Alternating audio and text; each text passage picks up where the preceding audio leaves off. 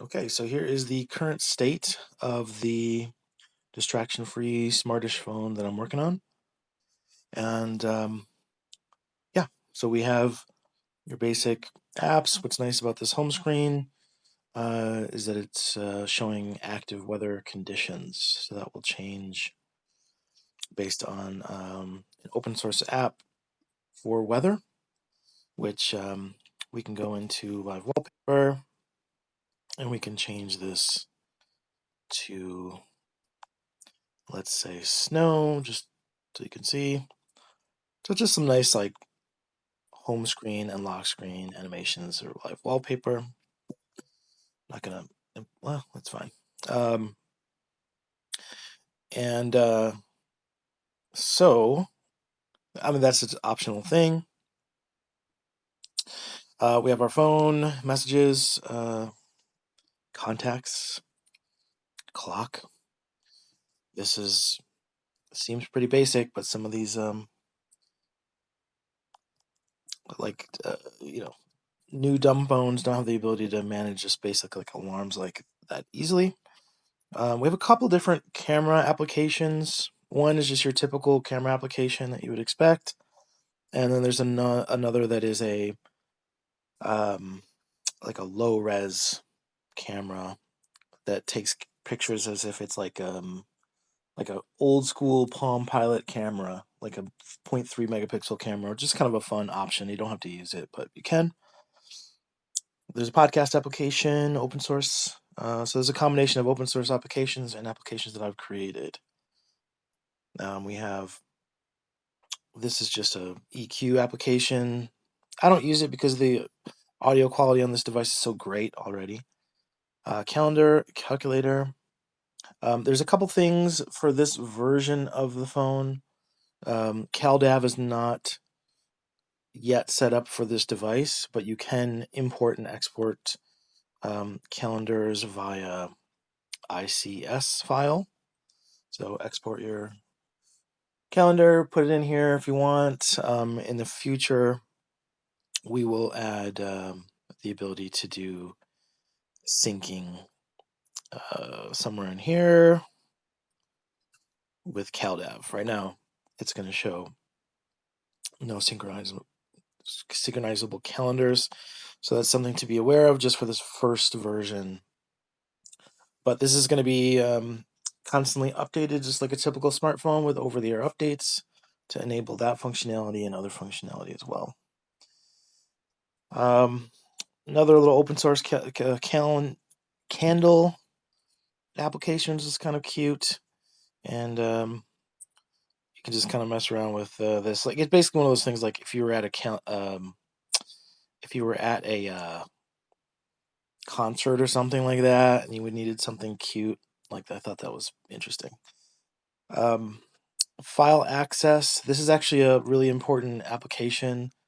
In order to make this distraction free, one of the things I did was remove the file browser. And so this acts as a bridge between your applications to allow you to import and export certain file types. Right now, there are contact file types to import your contacts. There's a file to export or import backups for your podcast application. This one is for your calendar to function, and this will probably be removed at some point, but this is just me. I'm using it for testing the over-the-air updates locally. And there we go. So you don't necessarily have to open this application, but it will open when you go to like import your contacts. It'll go to this application. You search for your contacts, your contact file, and here's some steps about importing this. Basically, you connect this to your computer, and you will put your it will show up like a USB drive. Put your contacts and whatnot in there, and then they will show up on this list. Gallery, typical gallery. Keyboard.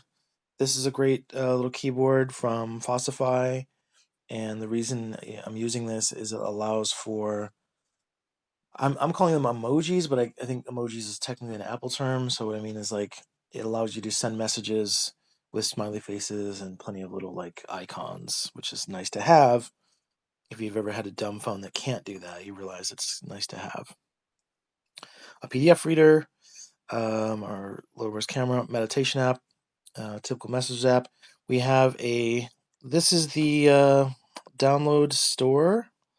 So I'm playing around with some calendar sync application and some like two-factor authentication applications to see if they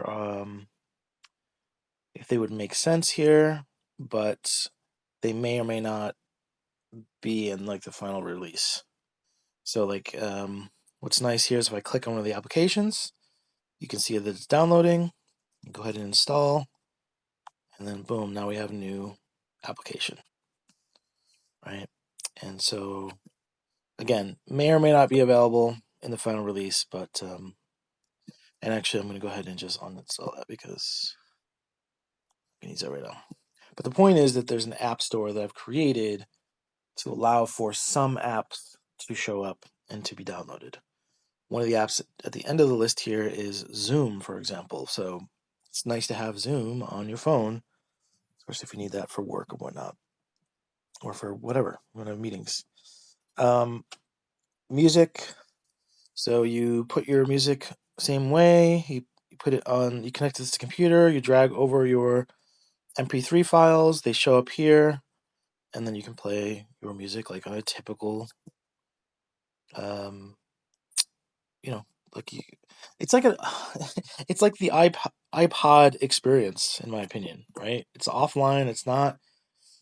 It's not a Spotify situation or Apple Music where it's just unlimited music. Part of the phone is like to make things not unlimited.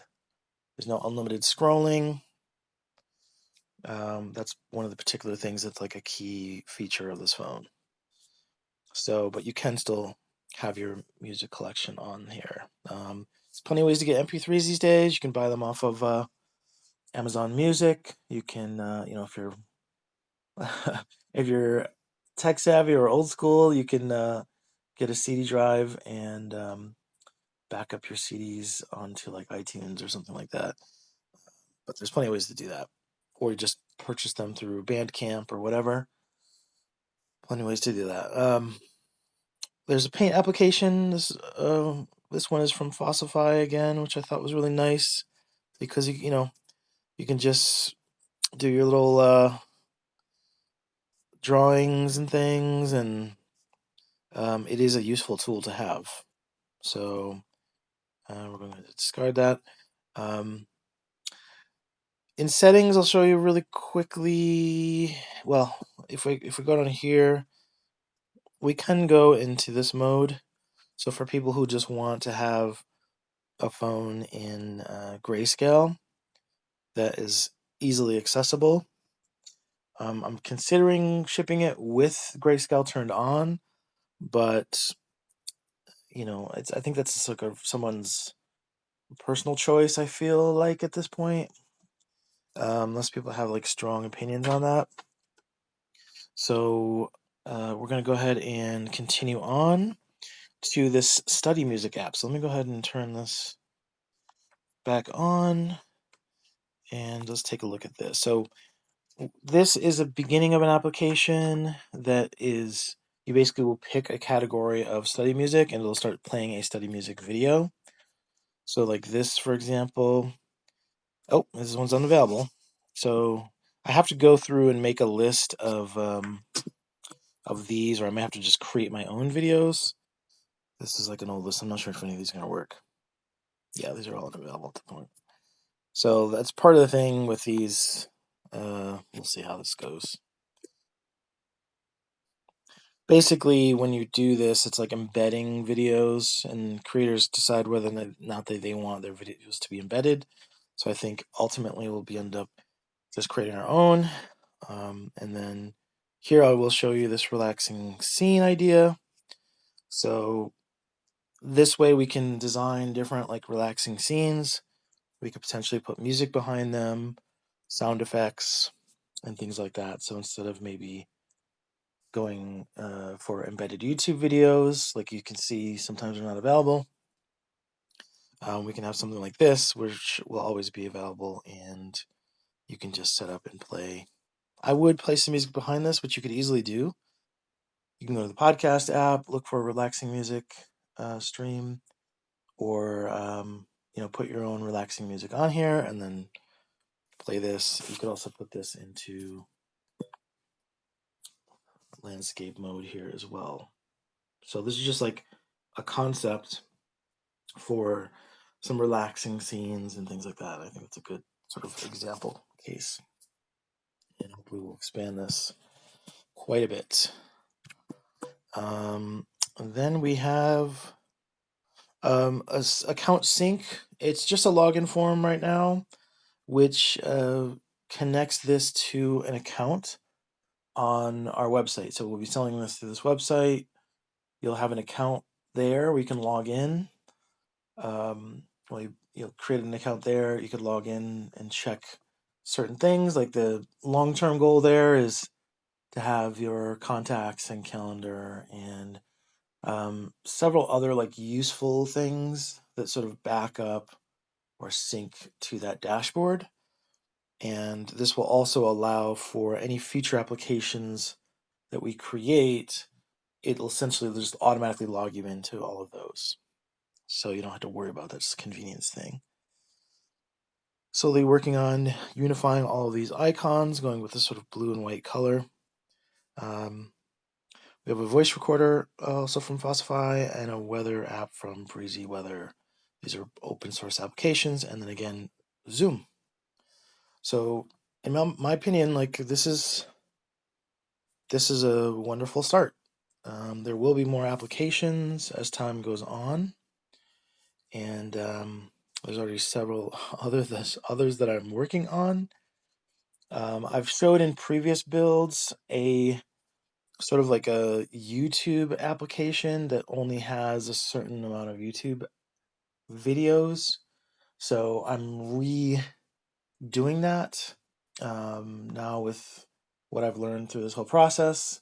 And so there will be a way to watch some content on YouTube, but without any of the distracting pieces, and just for everything else that we're implementing here. So yeah, I'm pretty excited about this. I think that this is a great start for a distraction-free phone that, like I said, the first step for me was to make it distraction-free, and the next step was to really start to pull in some more productivity features and to just, create more of that experience, because I really miss that old school sort of Palm Pilot BlackBerry experience.